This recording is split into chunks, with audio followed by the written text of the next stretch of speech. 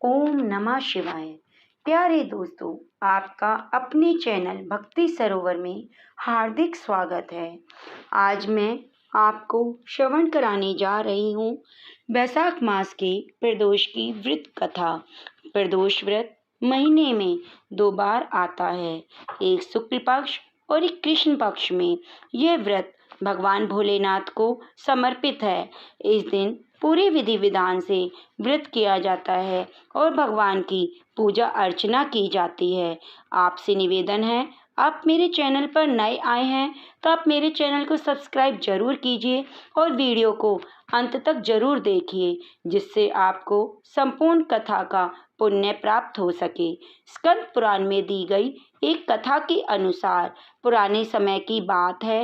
एक विधवा ब्राह्मणी अपने बेटे के साथ रोजाना भिक्षा मांगने जाती और संध्या के समय तक लौट आती थी। हमेशा की तरह एक दिन जब वह भिक्षा लेकर वापस लौट रही थी तो उसने नदी किनारे एक बहुत ही सुंदर बालक को देखा, लेकिन ब्राह्मणी नहीं जानती थी कि वह बालक कौन है और किसका है। दरअसल उस बालक का नाम धर्मगुप्त था और वह विदर्भ देश का राजकुमार था।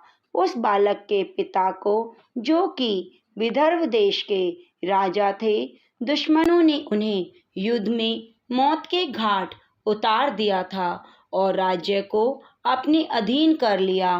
पिता के शोक में धर्मगुप्त की माता भी चल बसी और शत्रुओं ने धर्मगुप्त को राज्य से बाहर कर दिया। बालक की हालत देखकर ब्राह्मणी ने उसे अपना लिया और अपने पुत्र के समान ही उसका भी पालन पोषण करने लगी। कुछ दिनों बाद ब्राह्मणी अपने दोनों बालकों को लेकर देवयोग से देव मंदिर गई, जहाँ उसकी भेंट ऋषि शांडिल्य से हुई। ऋषि शांडिल्य एक विख्यात ऋषि थे, जिनकी बुद्धि और विवेक की चर्चा हर जगह होती थी। ऋषि ने ब्राह्मणी को उस बालक के अतीत यानी कि उसके माता पिता की मौत के बारे में बताया, जिसे सुनकर ब्राह्मणी बहुत उदास हो गई। ऋषि ने ब्राह्मणी और उसके दोनों बेटों को प्रदोष व्रत रखने की सलाह दी और उससे जुड़े पूरे विधि विधान के बारे में बताया। ऋषि के बताए गए नियमों के अनुसार ब्राह्मणी और बालकों ने व्रत संपन्न किया, लेकिन उन्हें यह नहीं पता था कि इस व्रत का क्या फल मिल सकता है। कुछ दिनों बाद दोनों बालक वन विहार कर रहे थे कि तभी उन्हें वहां कुछ गंधर्व कन्याएं नजर आईं, जो कि बेहद सुंदर थी।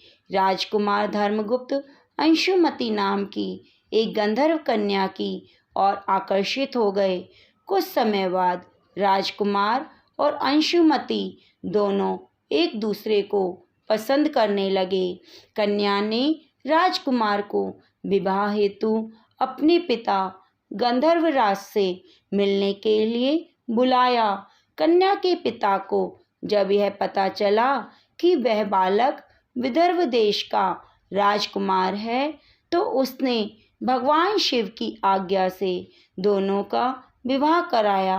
राजकुमार धर्मगुप्त की जिंदगी वापस बदलने लगी। उसने बहुत संघर्ष किया और दोबारा अपनी गंधर्व सेना को तैयार किया। राजकुमार ने विदर्भ देश पर वापस अपना अधिकार प्राप्त कर लिया।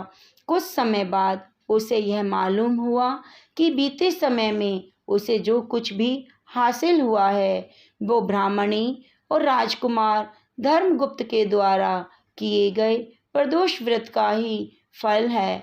उसकी सच्ची आराधना से प्रसन्न होकर भगवान शिव ने उसे जीवन की हर परेशानी से लड़ने की शक्ति दी। उसी समय से हिंदू धर्म में यह मान्यता हो गई कि जो व्यक्ति प्रदोष व्रत के दिन शिव पूजा करेगा, एकाग्र होकर प्रदोष व्रत की कथा सुनेगा और पढ़ेगा, उसे 100 जन्मों तक कभी भी कोई परेशानी नहीं होगी, कोई दरिद्रता का सामना नहीं करना पड़ेगा। प्यारे दोस्तों, ये कथा है भगवान शिव के प्रदोष व्रत की।